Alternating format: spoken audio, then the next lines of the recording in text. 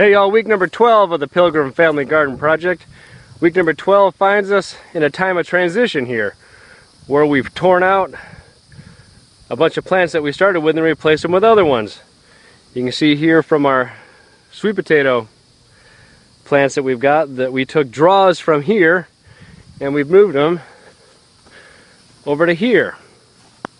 What you basically do is take a stick with a notch in it, lay the draw of the plant on the ground and push it down about 5, 6 inches into the ground, and they're gonna look like they're dead for about 2 to 3 days, and eventually they sprout back up. You see a row there, another row there. Now we've fertilized here and we've watered the ground first, but this row here we had some draws left over we didn't need. I pulled about 400 draws out of that little row over there. About 400 of them came out of there. And the retail value of those would be close to $1,000 if you'd bought them retail value. But I had some left over. I stuck them in this unprepared section, and you can see that they're struggling. They might make it, they might not. Doesn't matter, because I've got plenty over there. I could take what we call vine cuttings off of those and put them in here. And this one section here is going to be for our own consumption. We'll be eating these in this section here. Cucumbers, I still left some cucumbers in because they're still producing. I took one section used to be here out, left this section in. I don't need any more cucumbers. We're done with them. We've got a fridge drawer full of them, and we've got pickles galore. But we left them in because they're not hurting anything yet. We'll probably pull these out and put more sweet potatoes in here. Tomatoes, we're full up on tomatoes. We don't need any more of those either. But I've still got literally hundreds of tomatoes on this plant. That plant there is starting not to look so good. But this one here, if you look down here, you can see where there's one on the ground. You can see the aroma of tomatoes, how good they're coming. I've got them stacked on tables and on windowsills and everything, trying to use them up. In fact, we're going to be dehydrating them also. In fact, over there where the Jacob's cattle beans were, they're on a drying table now. We'll shell all those and probably dehydrate them also. Over here, banana peppers.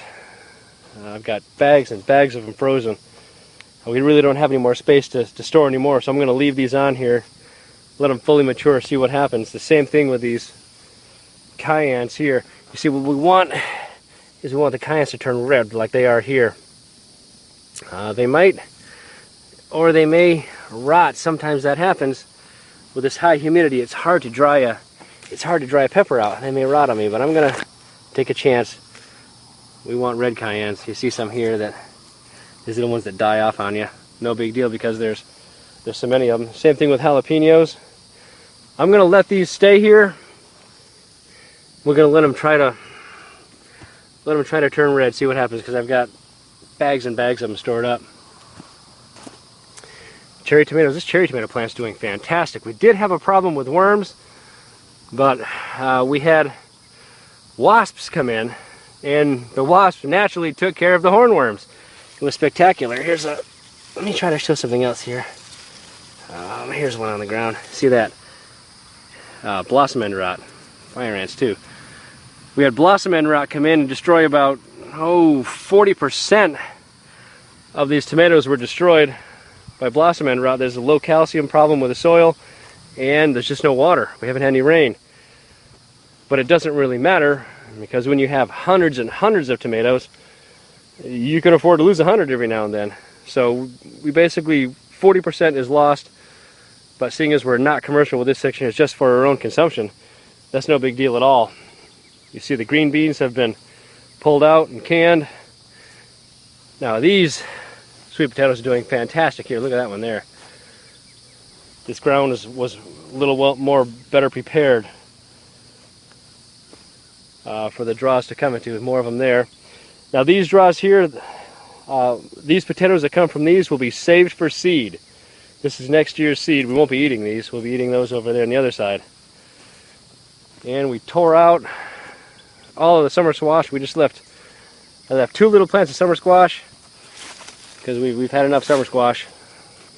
See, I've got it in bags and in the refrigerator and all that, but we've left some zucchini because the zucchini, the flavor was just absolutely spectacular this year. See, I've got a few of them here that I left. I had them too tight, and the grass, if you look, you can see that grass grows in there. The grass was almost level with the top of these plants. All it takes is a couple days for the grass to grow like that. I had to rip the grass out, and I ripped out every other plant. And there we go. We're starting to get some more growth again. And what I did, because I liked the zucchini so much, was replanted. Yesterday, the Zodiac told us it was time to plant. Or the Almanac, excuse me. The Almanac told us it was time to plant, so we did. And you can see I'm using a small type of hill method here, 3 seeds per hill, 18 inches apart. Got probably 30 of them here, and what is this? Footy prints. Footy prints walking through my freshly planted zucchini. There's a belly mark.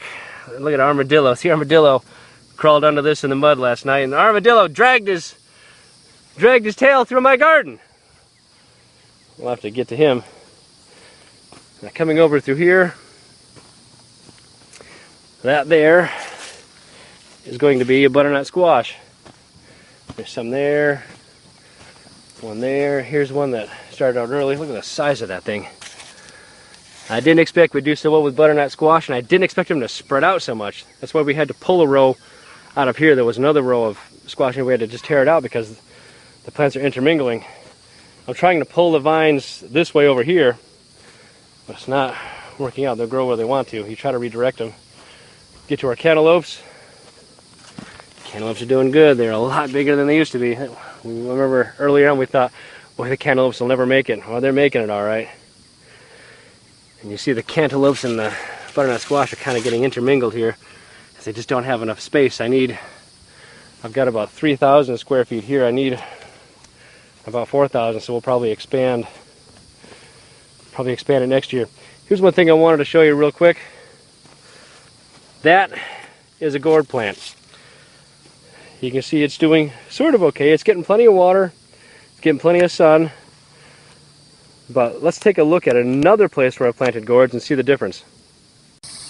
Now here we are about 150, 200 yards away from that other garden spot, and look at these gourd vines. Like I said, they were planted at the same time. These have actually had only about a half of the water that the others have had.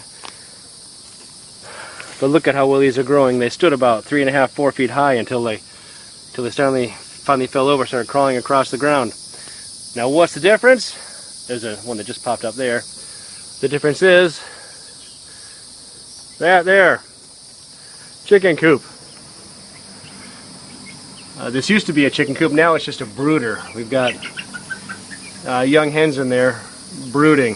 We found out that snakes, believe it or not, a constrictor can get through that wire. We had one in here get a chicken on us yesterday. Well, we're not talking chickens, we're talking garden. And you look up, you see I'm actually growing in the shade here. Even so, this at one time was the chickens' turnout area where the hens used to live, and they have fertilized this area like crazy. See those white specks? That's some lime that I put in here to try to keep the stink down. But we weren't sure if anything would grow in here because it was so heavily fertilized. Boy, is it growing. We're going to use this for a special piece of ground next year. I'll probably put, my salsa peppers in here for next year. Thanks for watching.